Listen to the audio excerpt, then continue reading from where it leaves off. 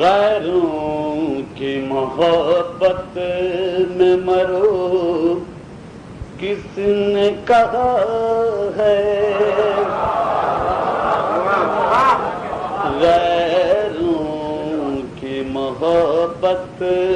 میں مرو کس نے کہا ہے، اپنوں کی عداوت میں جیو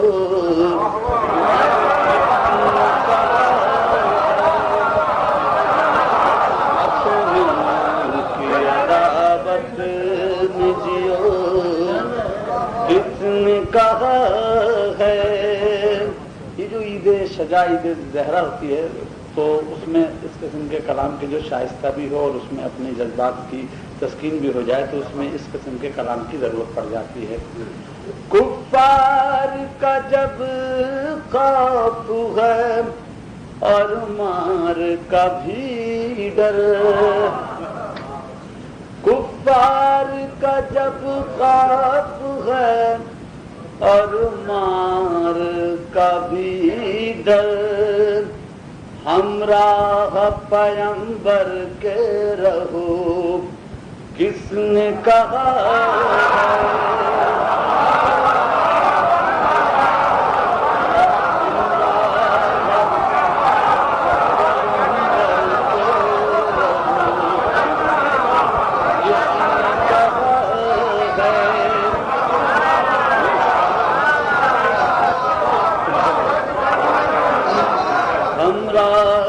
پیغمبر کے رہو کس نے کہا ہے، جب بھاگ نہیں ٹھہرا ہر ایک جنگ سے تم کو،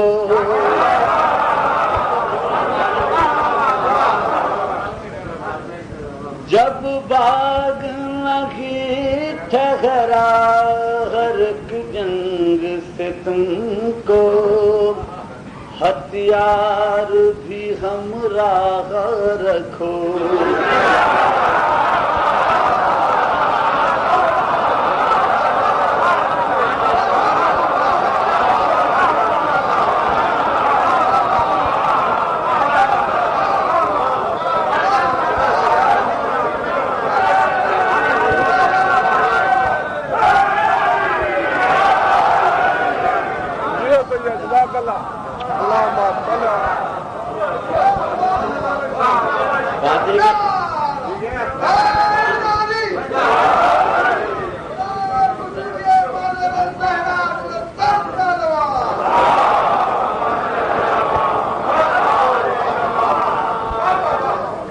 یہ کہ اگر لوٹ نہ ہو تو اور رفتار بڑھ سکتی ہے،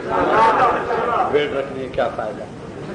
جب بھاگ نہیں ٹھہرا ہر ایک جنگ سے تم کو، ہتھیار بھی ہمراہ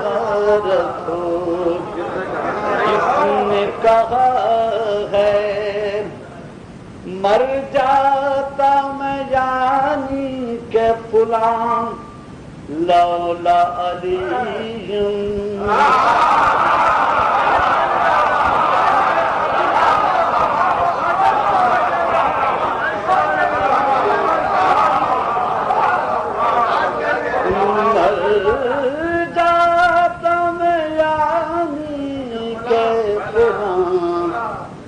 لولا علی للہ کبھی غور کرو،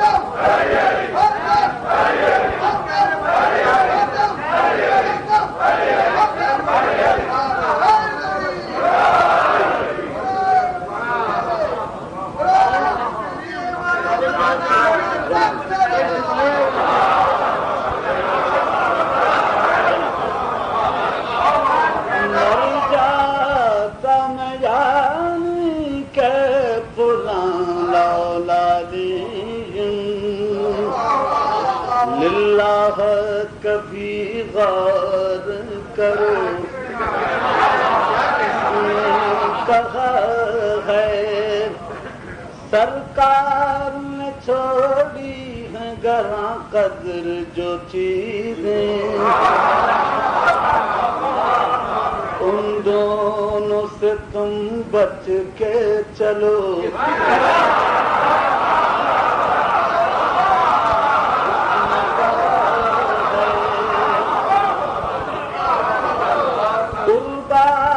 مودت ہی تو ہے اجر رسالت، اجرت نہ دو اور کلمہ پڑھو،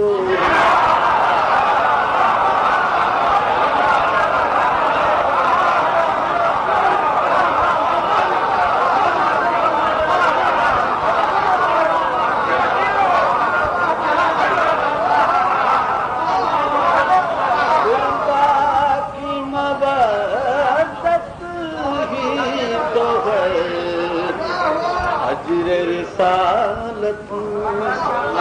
اجرت نہ دو اور کلمہ پڑھو، جس نے کہا ہے فرمائے نبی جس کے لیے لحم کا لحم،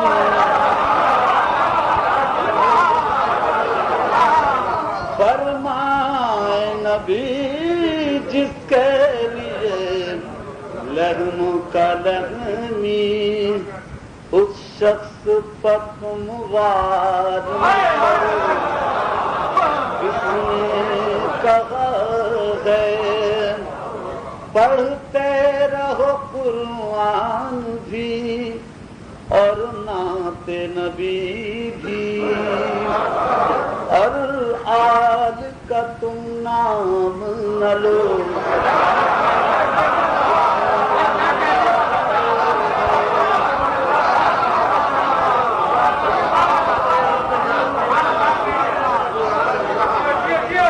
صاحب آپ کے یہاں کا تو پتہ نہیں ایسا ہوتا ہے نہیں ہوتا، ہمارے یہاں وہاں پاکستان میں مختلف مقامات پر مختلف حضرات اور مختلف خانواد ایک منہ مبارک کی زیارت کراتے ہیں، اس کی باقاعدہ سجادہ نشینی ہوتی ہے، باقاعدہ اس کی زیارت ہوتی ہے، باقاعدہ اس کی گدیاں چل رہی ہیں اور بڑے بہن لوگ پل رہے ہیں، واللہ عالم یقیناً وہ ہوگا ان کے منہ مبارک۔ اس پہ ایک ہمارے تھے بڑے بزرگ شاعر ڈاکٹر شجاعت علی بیگ صاحب محب حیدرآبادی، تو ان کا ایک بڑا اچھا ایک شعر تھا، یہ منہ مبارک کے دکھانے والے،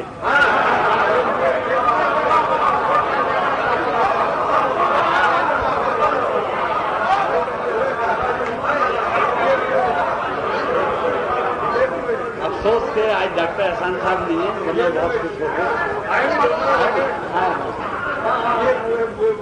وہ آپ کے اندیشہ بھی تھے اور بعض اور بھی ویسے تھے آپ کی طرح۔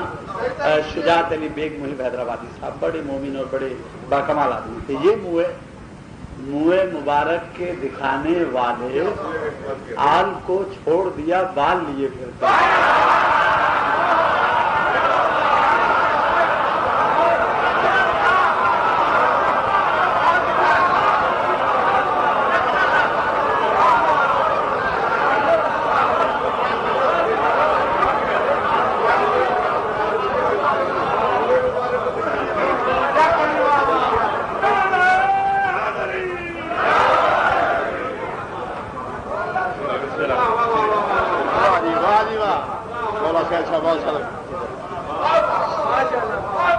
ابھی آپ نے ان بٹ صاحب سے ادھار لیا ہے، اس کے پیسے دیجیے گا آپ۔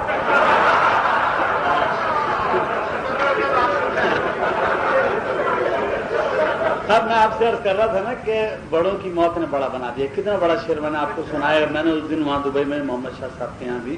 آپ کو اشعار سنائے تھے بڑے شاعروں کے۔ اب اتنے بڑے اور اتنے اچھے اشعار کے بعد میرے جیسے چھوٹے چھوٹے اشعار بس چراغ سے چراغ جلانے کی، اور ظاہر کچھ نہ کچھ تو پڑھنا ہے، وہ بات ہے، ورنہ جب میں اچھے شعر سنتا ہوں اور پڑھتا ہوں بزرگوں کے تو اپنے چھوٹے شعر خود ہی پڑھنے اور پیش کرنے کا جی نہیں چاہتا۔ یہ وجہ جب یاد آ جاتے ہیں تو میں دیانتداری سے پڑھ دیتا ہوں، چاہے میرا شعر چھوٹا ہو جائے، مگر میں چاہتا ہوں کہ پڑھتے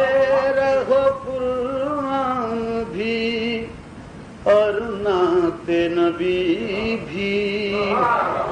اور آل کا تم نام نہ لو، کس نے کہا ہے جس بی کو فرمائے نبی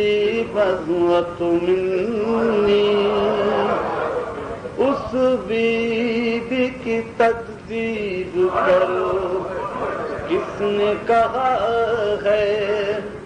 جو بعد نبی آپ ہو قرآن مجسم، اس شخص سے قرآن نہ لو، کس نے کہا ہے جس در کی گدائی پکڑیں فخر ملائک،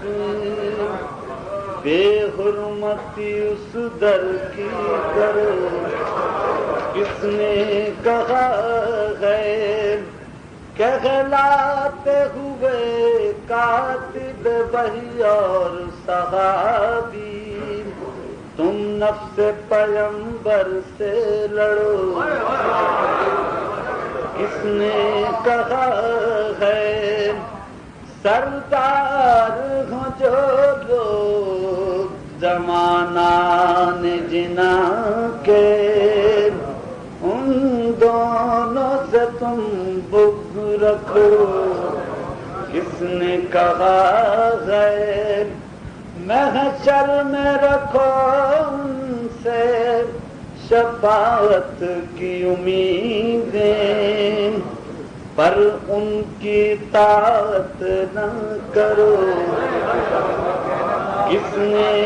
کہا ہے جن لوگوں کی خود اپنی شفاعت بھی ہو مشکل، ایسوں کی محبت میں مرو،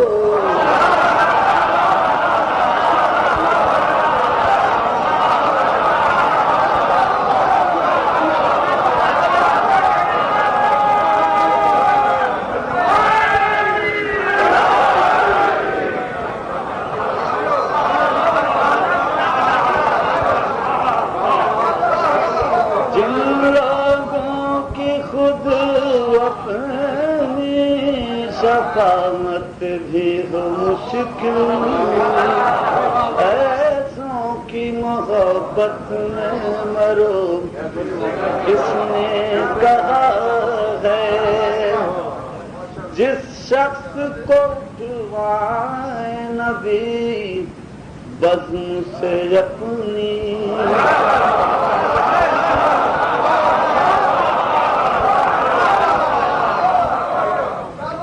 شخص کو اٹھوائے نبی بزم سے اپنی، پہلو میں اسے دفن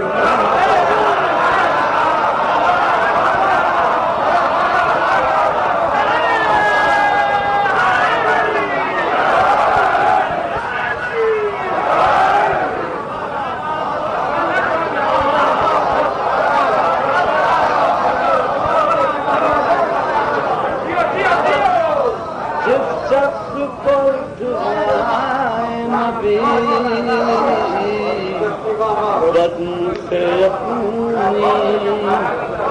پہلو میں اسے دفن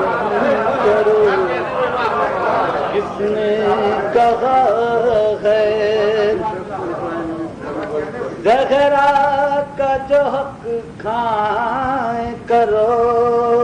ان پر تبرہ،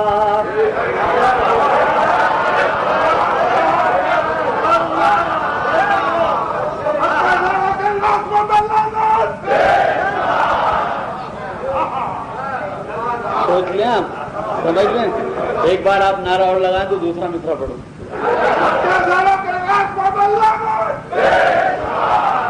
زہرا کا جو حق کھائیں کرو ان پر تبرہ، خود خمس کی ایک پائی